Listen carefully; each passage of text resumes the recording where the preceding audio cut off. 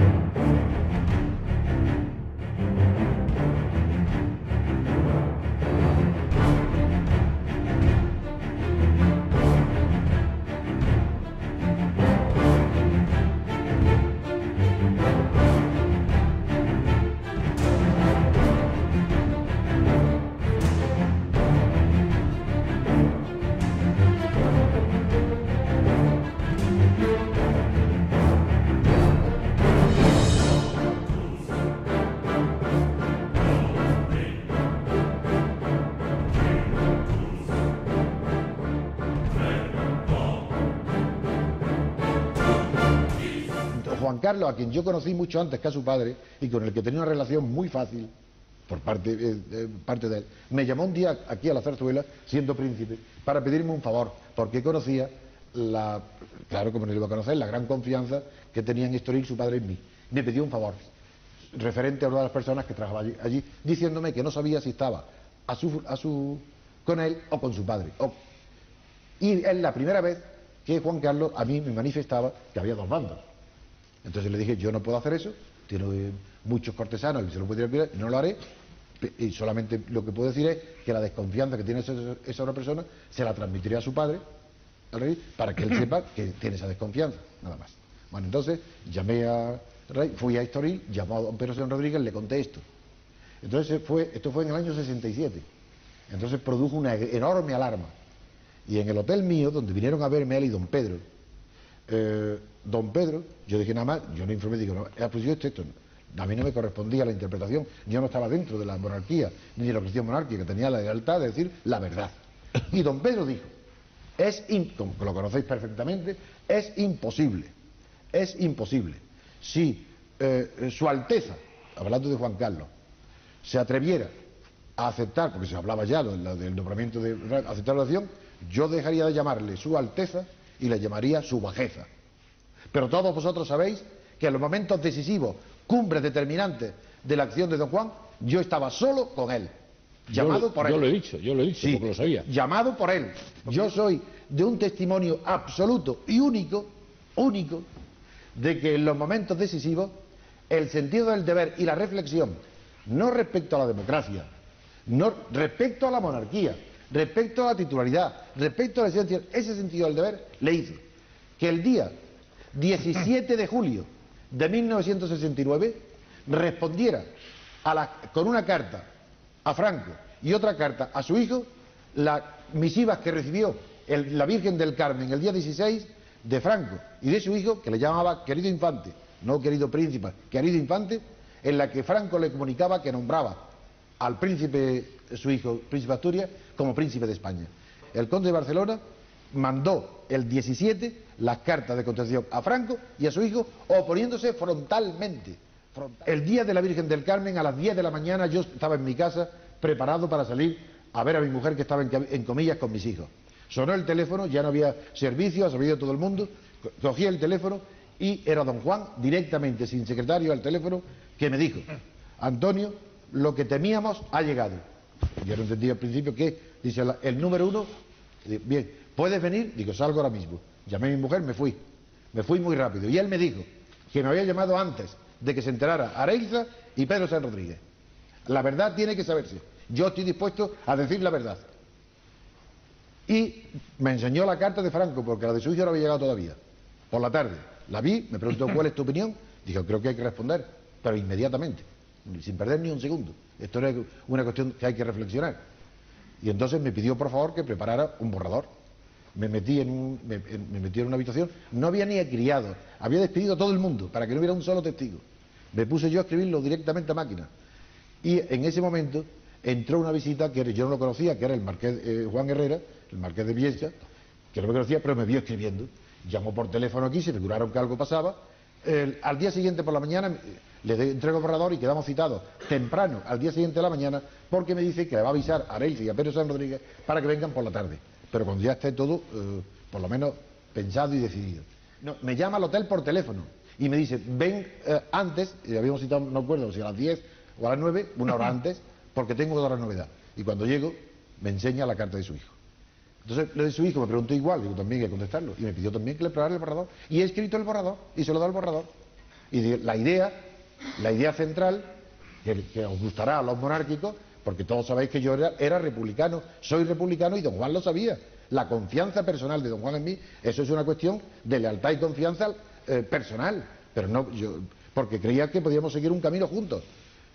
En la carta la idea es que el rey Juan Carlos, en la carta a su padre, muy cariñosa desde el punto de vista familiar, le decía que la había aceptado para salvar la monarquía. Y entonces la contestación era más o menos inspirada en la idea que todos conocéis, decir, ¿qué monarquía salvas? Una monarquía contra la voluntad del titular, tal, es una monarquía sin honor. Después, eso fue mencionado, pero don Juan era consciente, entonces, y en contra de mi deseo y de mi voluntad, que yo lo animaba a que continuara la lucha, dijo, yo no puedo ahora, en estas circunstancias, pues seguir la lucha. Y entonces don Juan, después de mandar las cartas, yo esperé, vi a Areilza y a don Pedro, disolvió el consejo, disolvió del secretariado y quedó completamente pasivo, sin hacer nada a favor ni en contra. Y esa fue su postura. Hasta la muerte de Franco. Pero, no señor, hasta la muerte de Carrero Blanco. Exacto. En la muerte de Carrero Blanco se cambia la situación por completo. Y entonces a la muerte de Carrero Blanco soy yo por primera vez el que toma la iniciativa. Y entonces le digo, bueno, que eso cambia la situación por completo, que ya no hay seguridad ninguna en que todo transcurra normalmente. Y que los partidos políticos de la oposición clandestina y las organizaciones obreras de sindicatos tienen cada vez más fuerza. Y que ya no se puede hacer una restauración de palacios, que ya no se puede hacer con los militares, que hay que hacerlo con el pueblo. Y que por tanto que tiene que cambiar por completo su estrategia. Le hago un plan político y lo aprueba. Y ese plan político no lo conoce nadie. Está él solo y yo, lo aprueba. Y es, por un lado, él le preparo el viaje a París, a una cacería con Giscard d'Estaing. Y hace unas declaraciones al Express, a Eduard Belví, y en España se produce un gran revuelo y se le llama la rentrée política de don Juan. Y eso por la manera pública. Y de manera privada, yo estoy preparando todo el contacto con todas las organizaciones clandestinas democráticas. Como don Juan no es un demócrata, no era un demócrata, sino un gran liberal, pero afortunadamente de formación anglosajona, tenía un gran recelo del Partido Comunista, y eso es natural. Por eso, cuando viene aquí al bautizo de su hijo, del príncipe, yo le llevo a la zarzuela, sabiéndolo Juan Carlos, a todos los partidos clandestinos, pero no le llevo a nadie del Partido Comunista, pero lo llevo a sabiendas a los de las comisiones obreras que eran del partido. Y todo eso lo organizo yo solo. De acuerdo con don Juan, que es el que me lo pide que lo haga. Entonces le propongo, después de toda esa unidad, que con éxito, la voy haciendo con éxito, y que no es todavía está hecha la Junta Democrática, sino que toma contacto con todos, catalanes, vascos, organizaciones regionalistas, Partido Comunista, todos los partidos. Y todos están de acuerdo en unas bases mínimas. Y esas bases mínimas las redacto yo solo. Y me voy a Le Monde y hablo con Andrés Fontaine. Y Andrés Fontaine le convenzo de dar un gran golpe en primera página, publicando, si don Juan lo hace. Designa a Marcel Nidergan, yo me voy a Estoril, hablo con don Juan. Al principio se lo doy el proyecto, lo estudia y me llama y lo aprueba. No le dice nada ni a don Pedro San Rodríguez, ni a Herencia, ni a nadie. Bueno, ya el secretariado ya no existía. Pero no dice nada a don Pedro ni nada. Don Juan lo aprueba. Y entonces se cita a Marcel Nidergan el día 23 de junio para hacer una declaración que es la misma, si estaba redactado por mí íntegro, es el programa mismo que sirvió para fundar la Junta Democrática. Así, la Junta Democrática, que nació después, por la negativa de don Juan a hacer las declaraciones que al principio me dijo que sí. Y esto es un secreto que yo nunca voy a revelar. Eso no lo diré nunca, porque de toda la experiencia que yo he tenido con don Juan, solamente una vez me dijo, Antonio, esto no quiero que se sepa nunca. Y es la conversación que tuvo él y su hijo en Palma de Mallorca los primeros días de junio, que es de donde viene la negativa de don Juan a hacer las declaraciones que había prometido a Le Monde y que estaba comprometido. Eso no lo diré. Pero todo lo demás sí. Yo no tengo por qué guardar ningún secreto. Bueno, pues ese don Pedro San Rodríguez, admirado por todos vosotros, sigue su evolución y en el momento en que llega definitivo, donde don Juan tiene que decidir, y me alegro muchísimo que esté don José Joaquín Díaz de Aguilar aquí hoy, porque fue testigo de lo que voy a decir, el día decisivo del 24 de junio, el día anterior, el día 23, del 74, donde tenía que hacer las declaraciones, a mí a solas me dijo que no y me contó lo que no voy a contar. Y yo lo comprendí y no insistí más. Pero le dije que entonces como yo me temía que algo de esto podía pasar, había citado allí a José Joaquín Díaz de Aguilar, a Rafael Calvo Serer, a Gabriel Navarro y a Javier Vidal Huarte, de la familia Huarte, para que fueran testigos, porque yo no quería ser el depositario de esa decisión, que era el abandono de la lucha, decir, no lucho más, que sea rey mi hijo, yo no quiero saber nada. Entonces, entraron y como no le hablaba con la franqueza que me habló a mí, a ellos no le hablaba delante de ellos, lo forcé de verdad a que dijera lo mismo que había dicho a mí, para que despejar las incógnitas. Y confirmó exactamente que no, que estaba traicionado por todo el mundo, que estaba solo, que no podía más y que estaba traicionado por todo el mundo, no podía confiar en nadie. Ante la desesperación de esos leales monárquicos y ante su insistencia, yo ya no insistí nunca más, le pidieron que no cediera y que hiciera las declaraciones de Le Monde que yo tenía preparadas. Y entonces don Juan dijo, si Antonio convence a don Pedro San Rodríguez, de acuerdo. Entonces se celebró la comida en un restaurante de Estoril, don Pedro San Rodríguez, Javier Vidal Huarte, el conde de Barcelona y yo. Y el objetivo de la comida era que yo convenciera a don Pedro para que don Juan publicara las declaraciones de Le Monde. Entonces don Pedro no me dejaba hablar, le digo a don Juan, es imposible, no puede. Y con el reloj en la mano, medio minuto, no, imposible. Y entonces don Pedro, yo ya renuncié, digo, me voy, ¿no? ¿Para qué? Pues seguimos comiendo, hablemos de otra cosa. Y entonces don Juan me pidió que me quedara para que don Pedro me leyera el texto del discurso que tenía preparado para darlo luego a los 500 monárquicos que estaban allí. Y digo, bueno, muy bien, que lo lea. Lo lee en la mesa, lo lee, y cuando termina, claro, don Juan, pero ¿qué te parece, Antonio? Y yo le dije literalmente, ¿me parece? Acabo de escuchar el discurso del mayor traidor que está a su lado, que es don Pedro. Quien está preparando la sucesión a favor de su hijo es don Pedro. Don Pedro por poco se le da un ataque de apoplejía. Y dice, ¿cómo? ¿Qué está diciendo? Digo, ¿quiere volver a leer? Y entonces lee el discurso, y en el discurso decía, mi función como titular de la corona es como titular de la dinastía es vigilar que la corona no se aparte. Y le dije, ¿quién vigila? ¿Quién está afuera? Tiene una función de sereno para vigilar a su hijo. Él ha renunciado ya. Don Juan se dio cuenta y que yo no me presto más a esta comedia y me voy. Me levanté y me fui, sin tomar los postres. Y cuando estaba por la calle andando, de repente don Juan abandonó la mesa, dejó a don Pedro, dejó a don Javier Vidal, vino, me metió en un Volkswagen que tenía, me llevó a su cuarto y no quiero contar lo que ha pasado. Pero quiero decir que todos esos mitos fuera. Y yo me despedí de don Juan y a él se le saltaron las lágrimas. Yo me despedí diciendo, a partir de este momento, la única posibilidad de la democracia está en la República. Y por tanto, por parte, se funde la Junta Democrática y jamás vuelve a haber un solo contacto ni de la Junta Democrática ni mía con don Juan.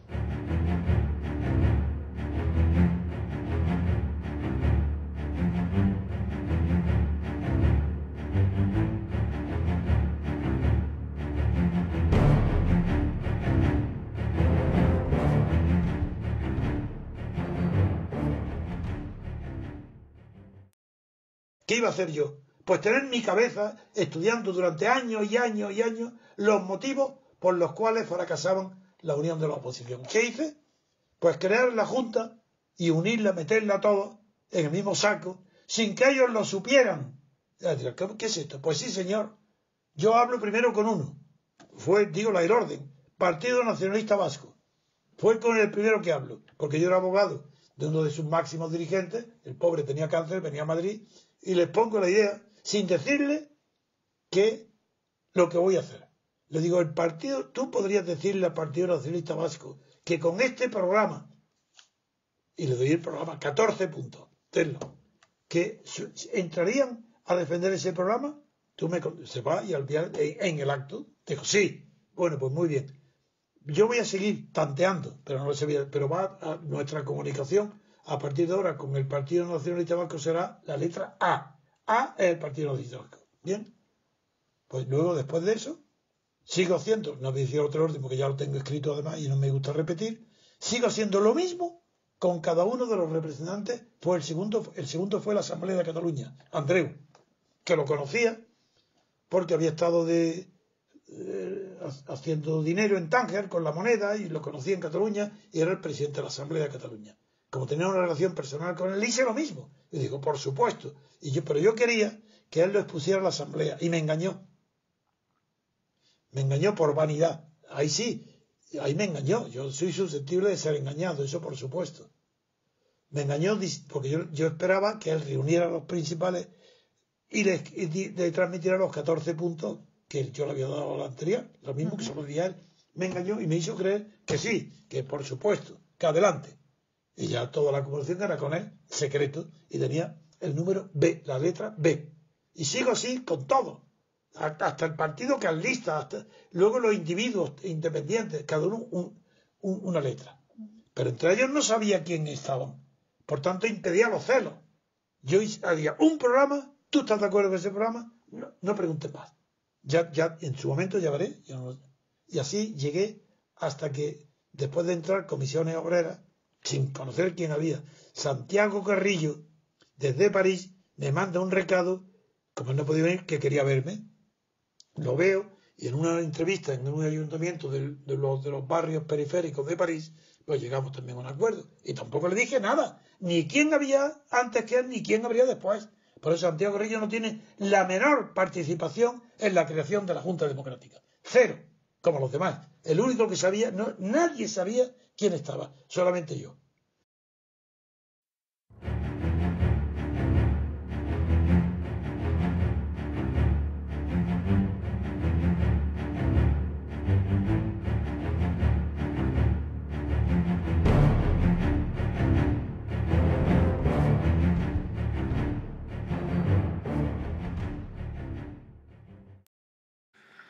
La Junta Democrática establece su sede en Madrid, cuando las circunstancias políticas lo aconsejen o lo permitan. Se hará pública la identidad de todos sus miembros. La Junta Democrática propugna: 1. La formación de un gobierno provisional que sustituya al actual, para devolver al hombre y a la mujer española mayores de 18 años su plena ciudadanía mediante el reconocimiento legal de todas las libertades, derechos y deberes democráticos. 2. La amnistía absoluta de todas las responsabilidades por hechos de naturaleza política y la liberación inmediata de todos los detenidos por razones políticas o sindicales. 3. La legalización de los partidos políticos sin exclusiones. 4. La libertad sindical y la restitución al movimiento obrero del patrimonio del sindicato vertical. 5. Los derechos de huelga, de reunión y de manifestación pública. 6. La libertad de prensa, de radio, de opinión y de información objetiva en los medios estatales de comunicación social, especialmente en la televisión. 7. La independencia y la unidad jurisdiccional de la función judicial. 8. La neutralidad política y la profesionalidad, exclusivamente militar, para la defensa exterior de las Fuerzas Armadas. 9.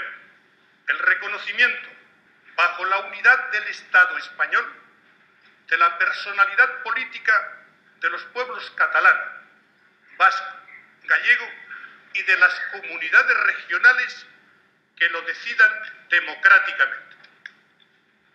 10. La separación de la Iglesia y del Estado. 11. La celebración de una consulta popular entre los 12 y los 18 meses, contados desde el día de la restauración de las libertades democráticas, con todas las garantías de libertad, igualdad de oportunidades e imparcialidad, para elegir la forma definitiva del Estado. 12.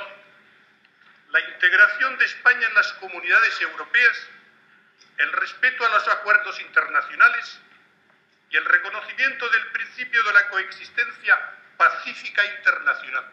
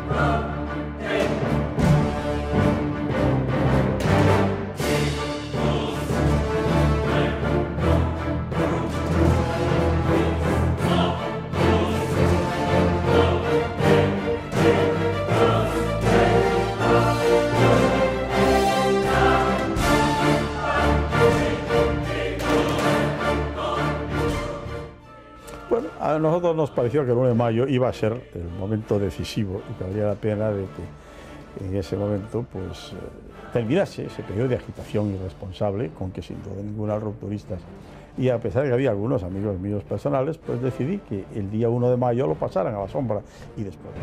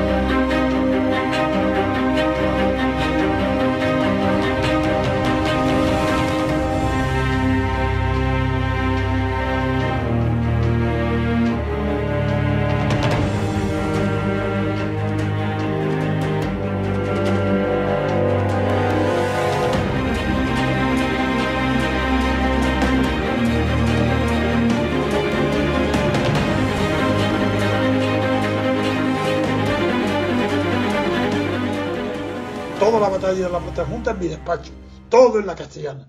No ha habido un papel ni de la Junta ni de la Protajunta que desde la A a la B, desde la primera letra hasta la última, no haya sido redactado por mí. Jamás fui corregido. Todos lo firmaban, porque sabía encontrar el elemento común que eliminaba la lucha ideológica. Me dediqué a eliminar derecha e izquierda, sí, la lucha ideológica, porque la meta para mí era la libertad, no la igualdad, la libertad. Y eso, claro, por eso fracasé, porque la libertad, una vez que está en juego, la posibilidad de participar en el poder o elegir la libertad, no hay un solo caso en la historia de la humanidad que se haya elegido la libertad. Se elige participar en el poder. Y eso fue lo que hizo Felipe González y Santiago Carrillo. Por eso tuvieron que traicionarme, meterme en la cárcel, difamarme con Guinea, para poder justificarse que hicieron lo único que se podía hacer. ¿Sabéis lo que yo quería? La libertad política para los españoles, la que todavía no tienen. Porque cuando yo hablo de libertad política colectiva. No hablo de libertades individuales. Yo no hablo de la libertad de votar, de asociarse o de fundar periódicos o libertad. No. Esas son libertades individuales. Yo hablo de la libertad colectiva, que es aquella que se llama libertad constituyente.